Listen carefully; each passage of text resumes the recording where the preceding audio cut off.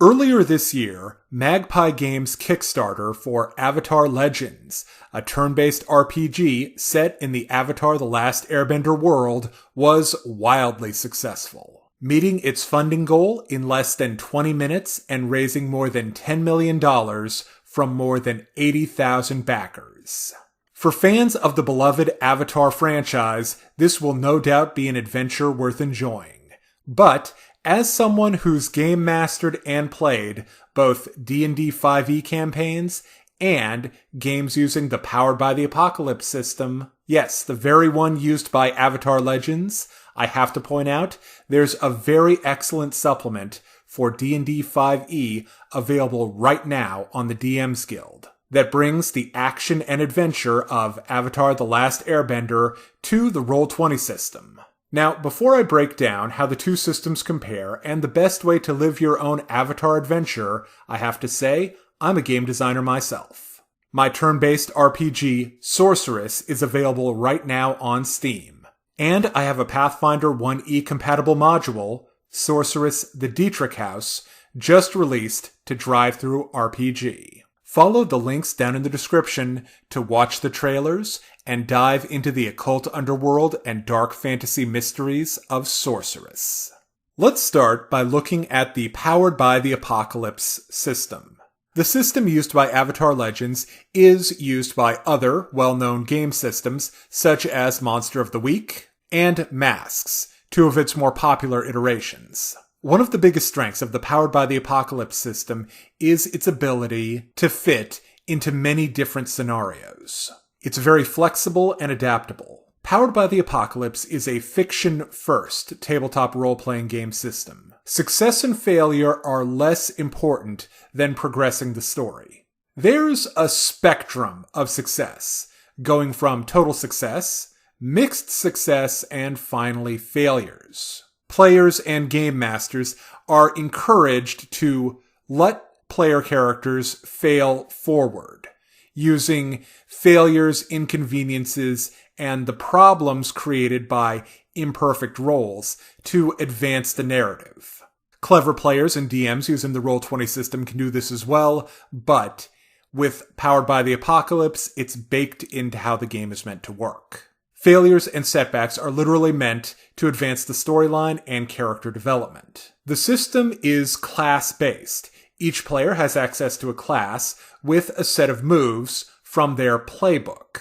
Success with any given move depends usually on the rolling of 2d6 and the adding of a relevant modifier. Another quirk that's seen in many iterations of Powered by the Apocalypse is that conflict isn't just represented through combat. It can also be seen in social interactions, mysteries, and character relationships between players. The D20 system, made famous by Dungeons & Dragons, is a very different animal. Combat is the core of the experience. The majority of class skills are combat-related, or there to assist in reaching combat. These would be navigation skills, or understanding your enemies. These would be knowledge skills.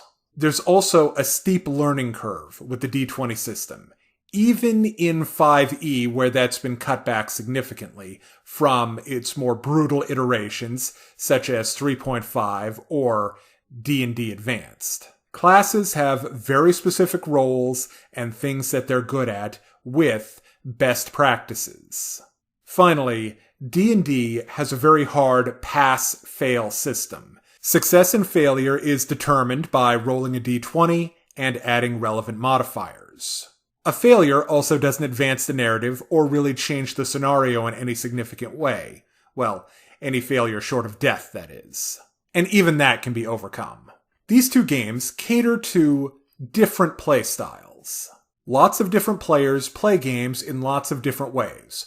But there are some broad trends and statistics we can look at to give us an idea of different types of gamers and what they might be looking for. One of the better ones I'm aware of is the Bartel test of gamer psychology. Just to give you an example, here's mine. Bartel indicates 4 different potential areas of interest for players. This was designed for massively multiplayer online games, but it's applicable to many other different styles. There are players who are interested in exploration. Now, this isn't just the environment. Sometimes it's mechanics. Other times it's game features. But these are players that like to look around and experiment. Another type are achievers. These are players that are interested in beating bosses, tackling challenges, getting to the highest point on the map, and jumping off of it. Killers are fairly self-explanatory. Killers live for the thrill of combat. You find lots of these in tabletop war games. Finally, there are socializers. These type of players are drawn to tabletop role-playing games for its social aspect, character interactions, and the collaborative nature of storytelling. Powered by the Apocalypse places a high value on narrative and RP. This obviously makes it very attractive to social players. And they're going to get more out of it than players who are more dedicated to other styles. On the other hand, the D20 system really gels well with killers. It's a favorite of action junkies that love to get directly into the fight and get all that delicious loot. My personal preference is the D20 system. That's because I like to explore builds. The fact that there are a set of best practices means I get to experiment and find the best options. That's the part of the game that I enjoy most. I also enjoy acquiring new items and resources and how that mechanically applies to gameplay. More gold equals better gear equals a better character. Now that I've explained how the two systems work and how they're different from each other, let's look at Avatar Legends. As I said, it's a powered by the Apocalypse game. Legends has a big emphasis on characters' inner lives. It illustrates this with features like the balance system. Your character is pulled between two different ideals, such as tradition and progress.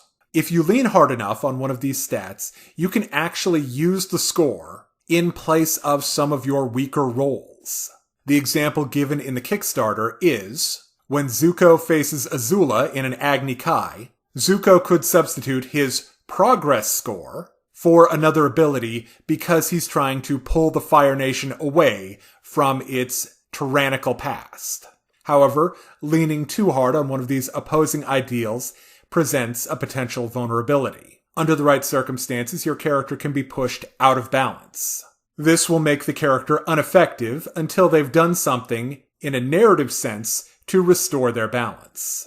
Talked with one of the other characters, meditated, communed with the spirits. All of those are narrative moments that would allow you to bring your character back into balance. But beyond that, characters can be affected by emotional status effects, like being angry, afraid, foolish, guilty, or insecure. This presents even more options for your fellow players to help your character out. Another feature is that the game is open to a wide variety of potential heroes, more so than the typical bending masters and martial artists. You could also play as a craftsman or merchant. So, if you want to live the dream of having your cabbage cart destroyed over and over again, Legends has your back. Finally, and very importantly, this is an officially licensed product. You have full access to all the lore, backstory, settings, timelines that your heart could desire as a fan of the Avatar franchise. Alright, now let's talk about Incarnate, the last of the Lacers. This supplement is for the D&D 5e role-playing system, and is available on the Dungeon Masters Guild. Incarnate uses the familiar rule set to present a world clearly inspired by Avatar: The Last Airbender. They have a set of races to represent the 4 bending nations. In addition, they have a unique one called the Obiki to represent the spirits. They also have a few elementally themed archetypes for familiar classes, such as the Path of the Elements Barbarian, the Triple Threat Rogue, and the Pro-Lacer Fighter. In addition, there are 2 lacing, bending classes. First, the titular Lacer. This feels like a hybrid of a monk and a warlock. There's also the Samsari, which is more like a true casting class. Both have a key pool, much like a monk, and spell-like abilities called forms. forms. You use your key points to cast your forms, which have a variety of elemental effects, and there is a gigantic list of awesome forms to choose from. As you would expect, these forms are locked to the different classical elements. Fire Lacers have their own list, which is distinct from Earth Lacers. Finally, Incarnate has a fantastic bestiary, with a wide variety of monsters, clearly inspired by Last Airbender, including giant tunneling moles, owl-like knowledge-collecting fae, and a nasty variety of face-stealing fiends. In addition, it has creatures with a very Asian mythology feel, like key-stealing vampires and foo dogs. This supplement is meant for fans of Avatar: The Last Airbender. Don't let the fact that they've renamed everything deter you. All you have to do is change a few names and put it in the familiar setting. It's an individual choice whether you prefer the narrative-heavy, powered by the Apocalypse system, which really intertwines gameplay and story, or the more crunch-heavy, math-driven combat systems and clear progression of something like the D20 system. It's up to you and the kind of adventure you want to have and the people that you want to have it with. There's nothing wrong with having more options. Thank you very much for watching, and I hope you've enjoyed this explanation of 2 different ways to experience the Last Airbender universe. If you're interested in supporting my work outside of YouTube, check out Sorcerous, a dark fantasy mystery RPG available right now on Steam. And if you'd like more videos about anime, movies, TV shows, or video games, check out Stupid Private right here on YouTube. Hey kids, today's show is brought to you by the letter 4 and the number potato! I'm a stupid private.